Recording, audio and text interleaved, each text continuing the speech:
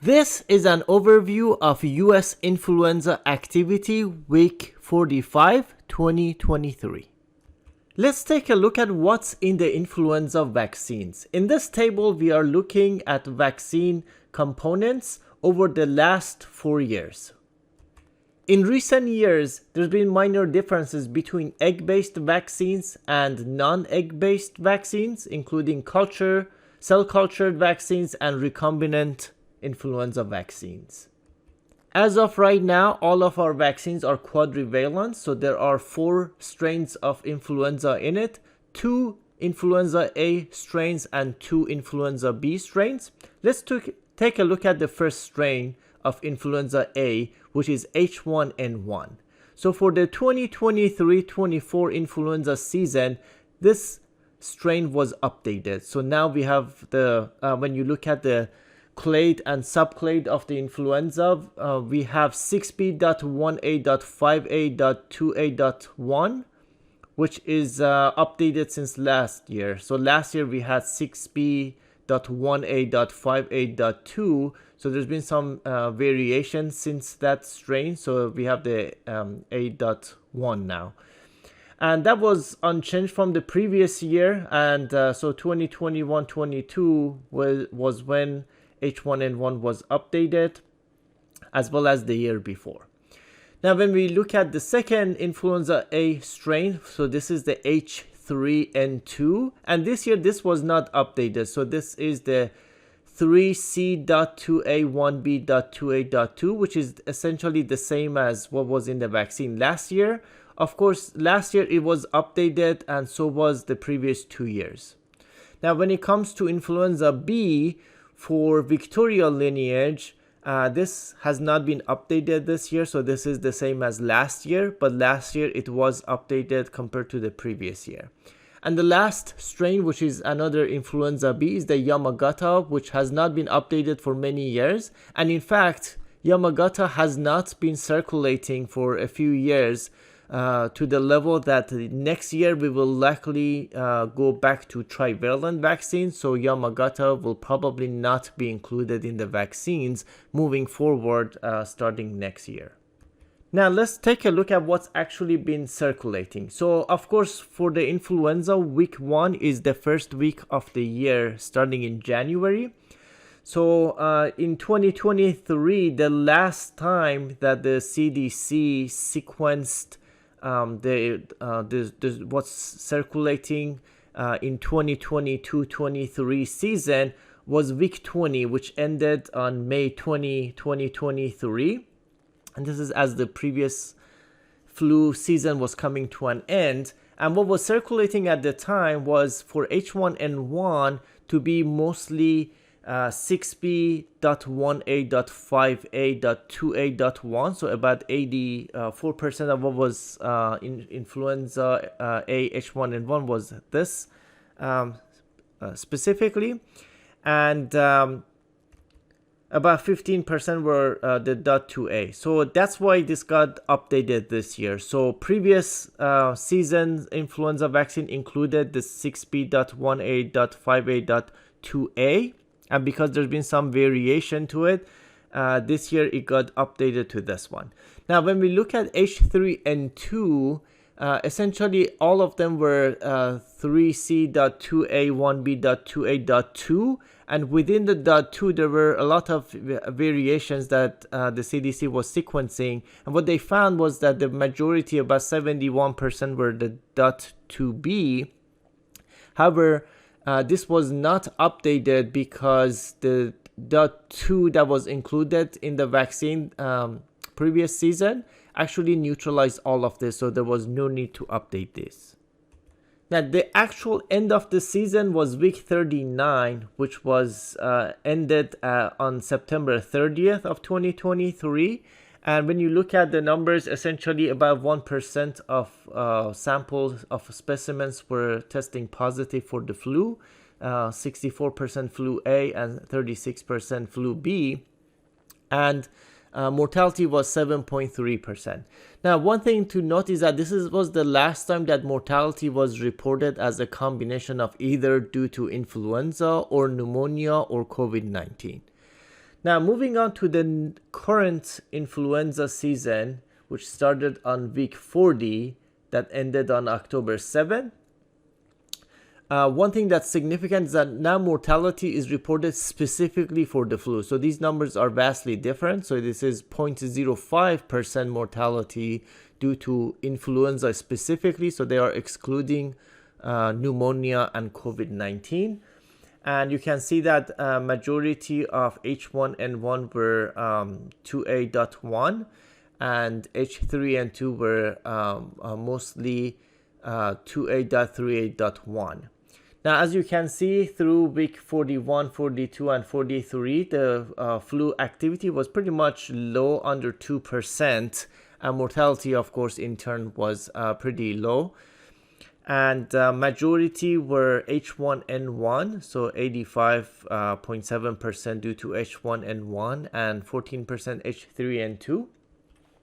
Now, moving on to week 44 and 45, this is where positivity started to go up significantly. So now we went from under 2% positivity to 3% positivity on week 44 and 4% on week 45.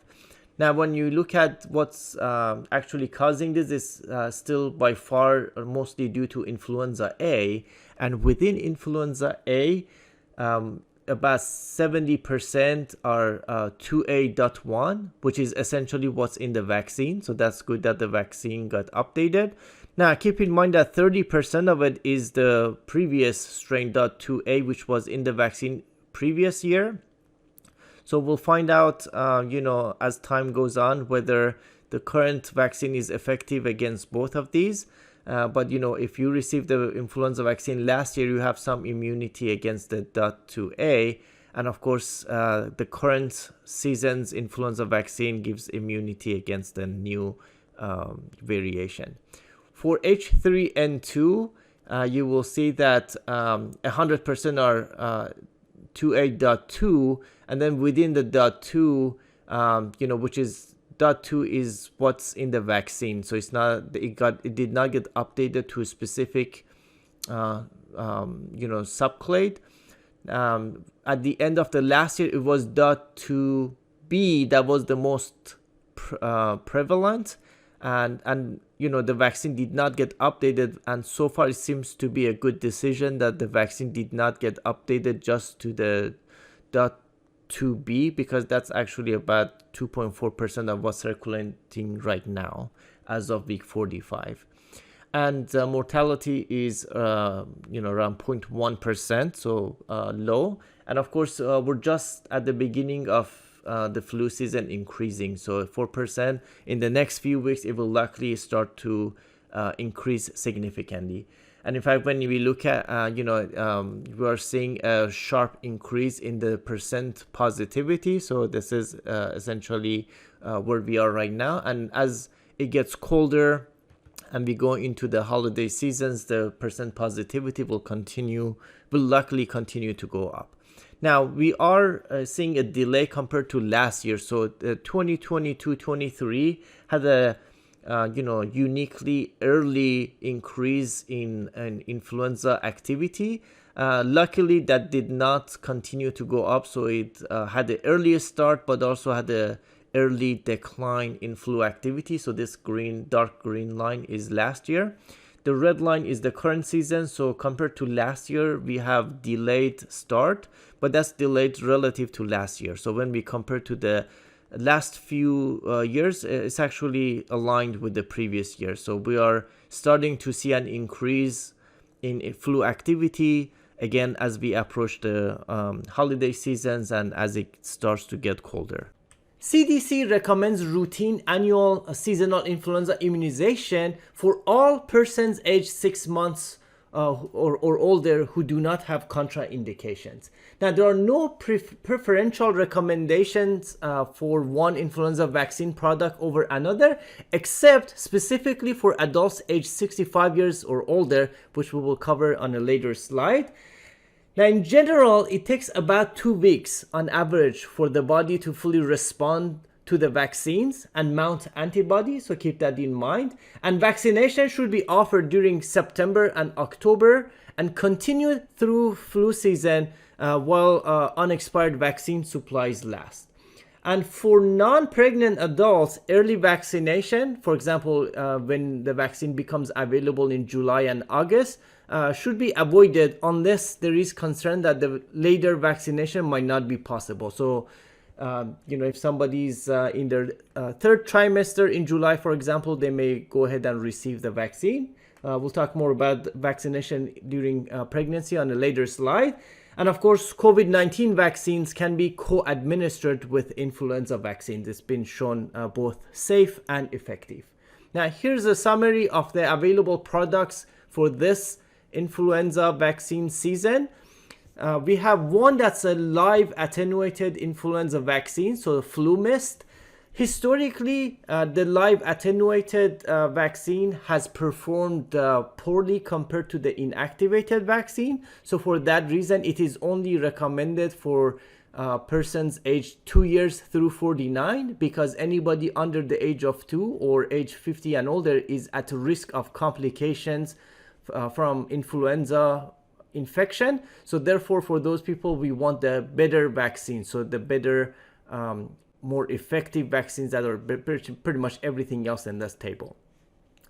Next, we have inactivated influenza vaccines. Now, traditionally, we have the standard dose. So this is 15 microgram shots. And we have several different formulations from different manufacturers available. Now, these are all IM injections, whereas the FluMist, the live attenuated, that's actually a nasal spray.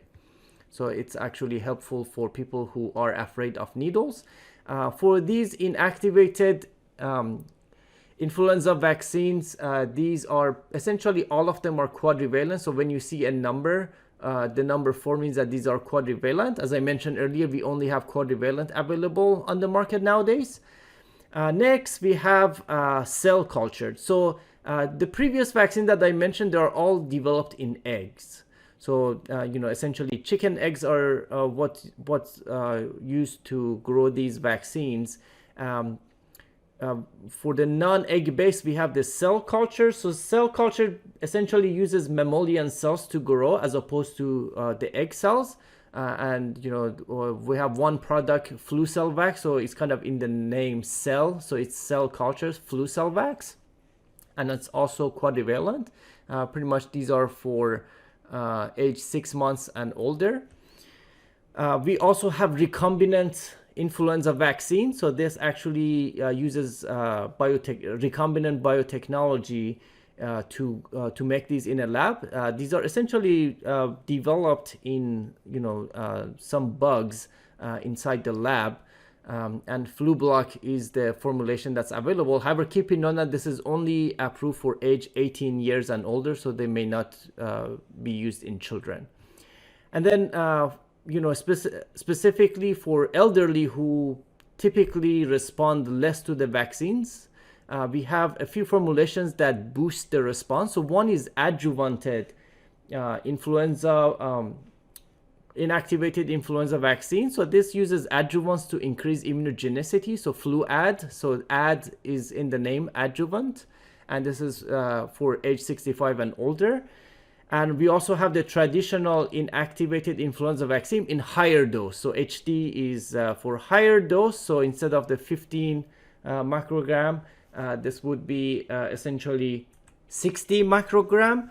So that's a higher dose. Now I will mention that the recombinant influenza vaccine also has a higher dose compared to the inactivated influenza. So instead of the 15, it uses 45 microgram, but it's still less than the high dose, which is 60 microgram. Now I mentioned these because these will be essentially these three at the bottom will have higher efficacy in elderly.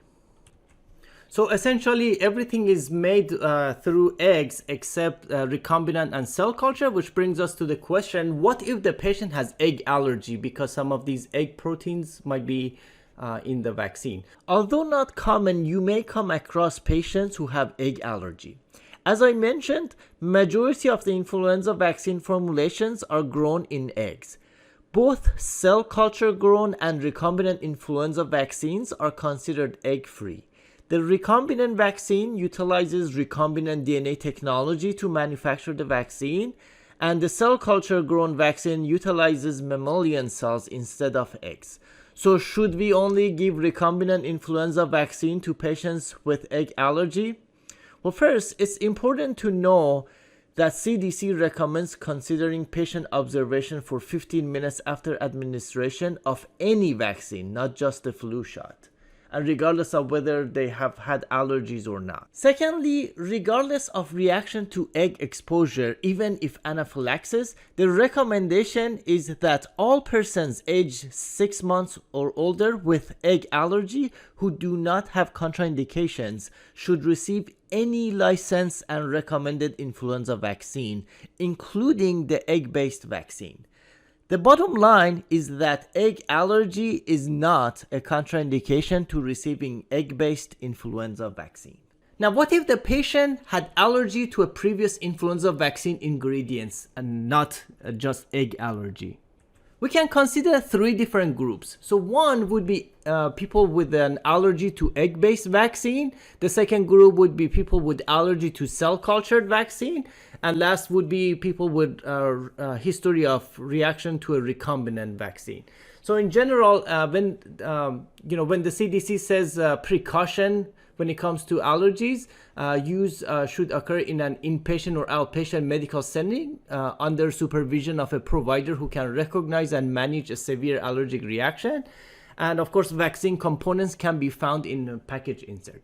So for the first group, those who have allergy to egg-based influenza vaccines, any egg-based vaccine, it's contraindicated for these patients. However, they may receive a non-egg-based vaccine, so either a cell-cultured and recombinant. Now, again, this has nothing to do with eggs. This has to do with allergy to an egg-based vaccine. Now, for the second group, who, if they had an allergy to a cell-cultured inactivated influenza vaccine, any egg-based is contraindicated as well as the cell culture vaccine. However, they may receive, cautiously a recombinant influenza vaccine. And of course, last group, if they had a history of allergy to recombinant, again, egg-based is contraindicated as well as recombinant influenza vaccine, but they may cautiously receive cell-cultured influenza vaccine. And of course, if it is unknown which influenza vaccine they had a reaction to, then an allergist can be consulted to figure out if it's okay for the patient to receive a vaccine. Now, what are vaccine considerations during pregnancy? So persons who are pregnant or postpartum should receive any inactivated influenza vaccine or recombinant influenza vaccine, as long as this is before or during the flu season, and can be given before pregnancy and during all trimesters of pregnancy, but in general, limited data during the first trimester. The live attenuated vaccine should not be used. It's actually contraindicated during pregnancy. And in general, there is less experience with more recently licensed inactivated influenza vaccines, such as all the quadrivalents that are available on the market and the cell cultured based vaccine. And there is limited data with recombinant influenza vaccine. Now, for immunocompromised patients, the same recommendation is made. So either inactivated influenza vaccine or the recombinant, and of course, inactivated either egg-based or cell-cultured, similar to pregnancy. And live attenuated should not be used. So the live attenuated, because they replicate in the body, they should not be used immunocompromised because it can replicate, and get out of control due to immunocompromise. Last, what if the patient is taking influenza antiviral medications? Now, administration of inactivated or recombinant is not affected by antiviral agents. However, if somebody is to take the live attenuated because that vaccine needs to replicate in the body, antiviral medications will affect the vaccine efficacy. And when it comes to our antiviral agents used for the flu, the half-life makes a difference. So, some of these, such as Pramivir and Baloxavir, have much longer half-life, whereas oseltamivir and zanamivir have shorter half-life. So in general, the live attenuated influenza vaccine will have reduced effectiveness if oseltamivir is taken within 2 days before and up to 14 days after. So in other words, if somebody is taking oseltamivir for an actual infection or for either prophylaxis or whatever reason, and they are to receive a live attenuated, they should wait 2 days after discontinuing oseltamivir to start vaccination. And then once vaccination is given, they should wait at least 14 days before they can receive, for whatever indication, another dose of oseltamivir. And the same concept applies to Pramivir and Baloxavir, but the timing is different. So for Pramivir, 5 days before and up to 14 days after. The 14 days is because it takes, on average 2 weeks for the vaccine to kick in. So once it's given, regardless of which one it is, you want to wait 14 days for the vaccine to replicate and mount a response. And then the other ones, the 2 days, 5 days, and 17 days, you essentially waiting for these drugs to be cleared from the body based on the half-life, and then give the vaccination. Now, what if the patient is elderly, and that's defined as age 65 years or older? So there are 3 preferential recommendations. So either the high dose inactivated influenza vaccine or the recombinant influenza vaccine, which essentially has a higher dose than the standard dose inactivated influenza vaccine, or an adjuvanted inactivated influenza vaccine. And of course, they do say that if none of these are available in the pharmacy, then any other age-appropriate influenza vaccine should be used. So any vaccine is better than no vaccine. So you don't want, in other words, if somebody's at the pharmacy and these 3 are not available, you do not want to, order it and have the patient come back, because there is a good chance that they may not come back. So any opportunity to vaccinate individuals is very important, because any vaccination is better than no vaccination. And the reason these 3 are preferred over others is that, for one, the high dose was studied against the standard dose, and these are specifically in the trivalent vaccines where they did a randomized controlled trial, and they found that the high dose was superior to the standard dose. Specifically, it had about 24% greater relative efficacy compared to the standard dose. And when it comes to recombinant compared to the standard dose, again, recombinant has slightly higher dose in it. So in elderly, they also saw higher efficacy, so about 30% greater relative efficacy compared to the standard dose. And of course, the adjuvanted FluAd uses MF59 as an adjuvant to increase immunogenicity, which showed about 63% greater relative efficacy. Thank you for tuning in. If you enjoyed this video, make sure to subscribe and like this video.